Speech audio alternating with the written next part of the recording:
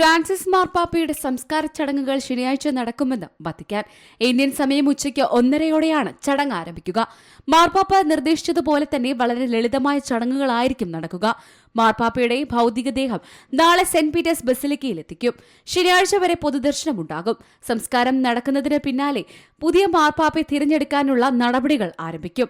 ഇന്നലെ ഇന്ത്യൻ സമയം രാവിലെ 11:05 ഔദ്യോഗിക വസതിയായ വത്തിക്കാനിലെ കാസ സാൻ മാർത്തയിലായിരുന്നു അദ്ദേഹത്തിന്റെ അന്ത്യം. ഇന്ത്യൻ സമയം ഉച്ചയ്ക്ക് 1:15 വിയോഗ വാർത്ത വത്തിക്കാൻ പുറം ലോകത്തെ അറിയിച്ചു. ഗുരുതര ന്യൂമോണിയ ബാധയോട് പൊരുതിയ അദ്ദേഹം 1 മാസത്തിലേറെ നീണ്ട ആശുപത്രിവാസത്തിനു ശേഷം സുഖം പ്രാപിച്ചു വരികയായിരുന്നു.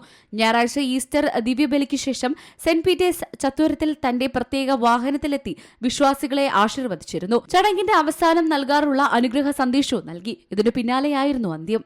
International desk Zee Malayalam news. പുതിയ വാർത്തകളും വിശേഷങ്ങളും ഇനി വിരൽ തുമ്പിൽ. എല്ലാ ഡിജിറ്റൽ പ്ലാറ്റ്ഫോമുകളിലും ഇപ്പോൾ സീ മലയാളം ന്യൂസ് ലഭ്യം.